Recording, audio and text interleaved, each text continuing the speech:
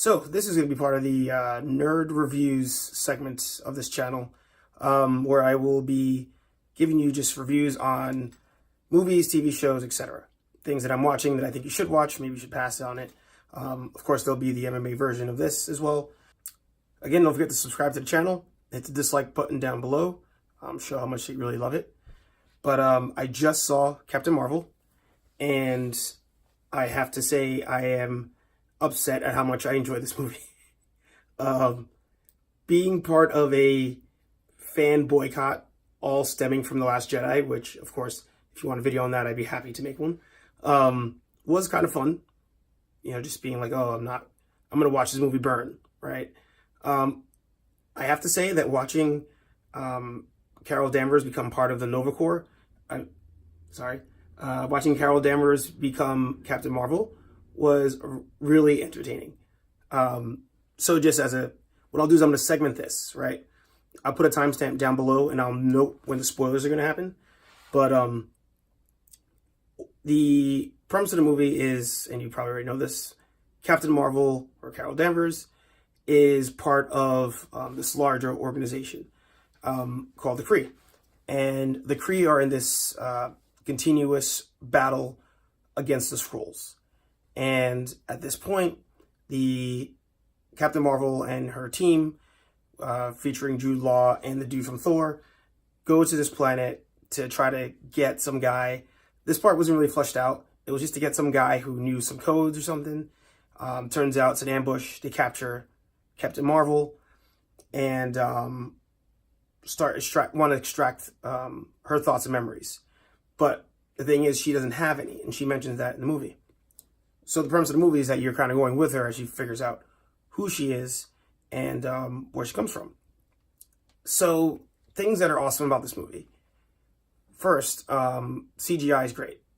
Samuel L. Jackson's CGI, I forgot it was CGI as I was watching it. Coulson, not so much, but Samuel L. Jackson, I definitely forgot that was CGI as the movie went on. One of the things that people hate about Brie Larson's depiction, or Carol Danvers in the movie, is how like rigid she is and how like girl power Brie Larson is saying the character is. And I think that's actually where they got it spot on.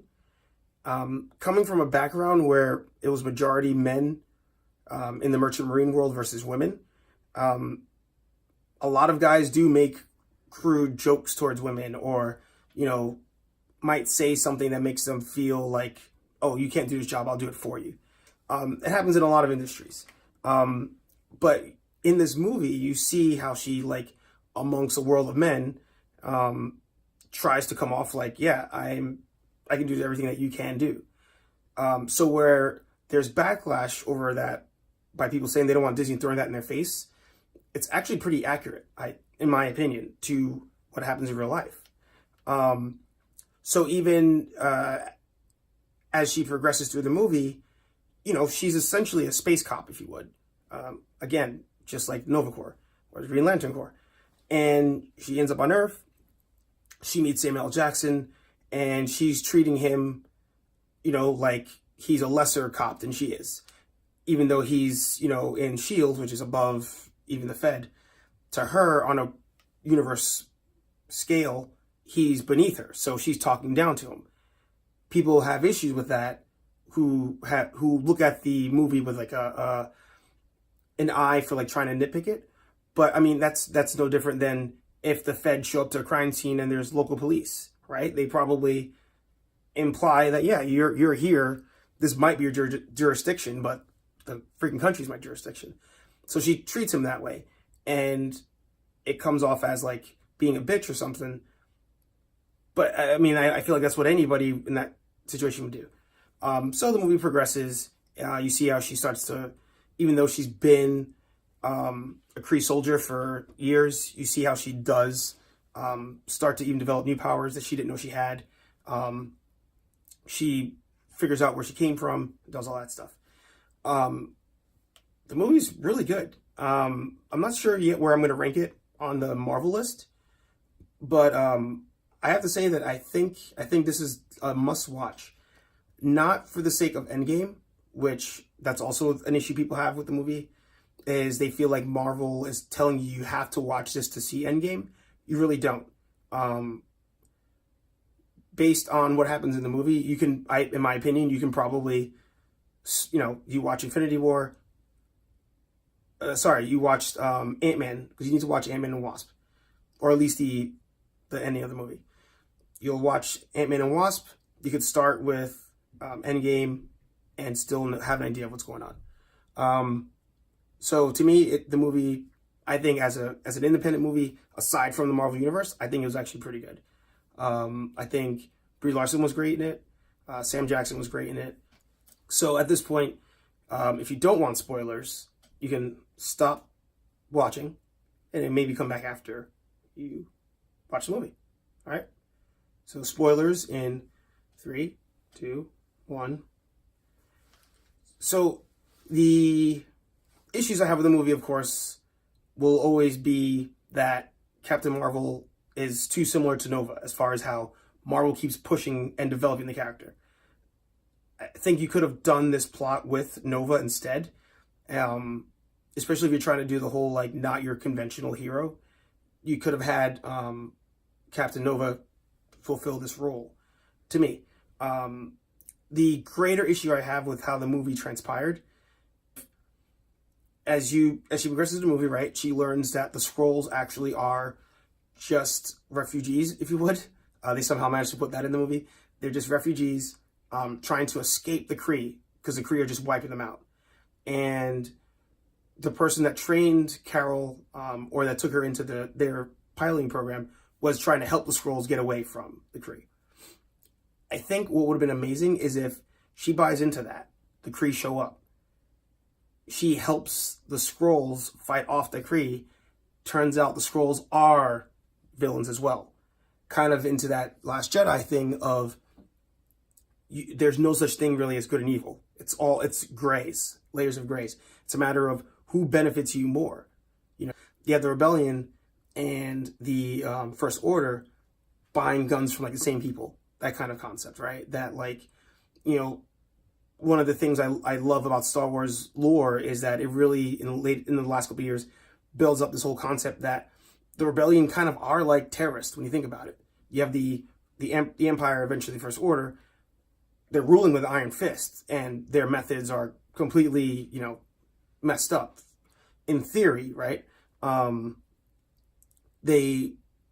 love to do a video on that. But it's essentially, the Empire is trying to rule everything evenly, whereas the Rebellion and their terrorist acts, which is really what it is, are foiling it. I think this is where that movie could have really, like, hit home on, like, throwing everything off of what you think a conventional good guy versus bad guys could be. Instead of just, here's who you thought were the bad guys, it turns out they're the good guys. And then the good guys who seemed kind of sleazy the whole movie are really the bad guys. I think that would have been a much cooler twist. But even as the movie ends, what I'm curious about is how they're going to explain the age difference, right? Because if you stayed for the first end credit, then you see that she does show up at Avengers Tower, and she looks the same. So, I mean, the assumption here is that Kree blood somehow de-ages you, or the power she absorbed from the explosion is keeping her young. It's probably what the angle they're going to go with. So, that's one thing I'm curious about. If you've watched my previous video of, me relaunching my channel, which I said was not a relaunch, but whatever, you'll notice that I have this theory that in the Endgame trailer, it's that Tony Stark is not actually there. Off the top of my head, I can't remember if Captain Marvel was in that walkout when they're all, like, in the cool uniforms. I really think that I don't think he's going to be there. I think she's there. Something that they also kind of, like, towed the line with, that I almost wish they went for, was they did kind of pretend like Carol and Monica, right? Is it Monica Rambeau? Yeah, Monica Rambeau. Or is Monica the daughter? Whichever her friend was. Like, they almost towed that line of, like, they were in a relationship, which I think that would have been really cool if, Marvel's really trying to show that superheroes are very diverse with different backgrounds and all of that. I think that would have been cool if they actually did show that they were in a relationship. You don't got to be graphic with it or anything. They kind of allude to it, but I think that would have been a nice, like subtle change to make it a little bit cooler, in my opinion. But of course, like I said, let me know what you think in the comments below. Did you like the movie? Did you hate the movie? Do you think we needed to watch this movie to see Endgame?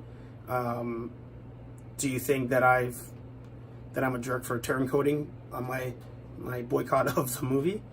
And if you do want me to go into the whole Star Wars, how Last Jedi led to this whole fiasco, then I'll be happy to make a video on that too. So thanks for watching. Comment below, dislike the video, and I'll see you for the next review.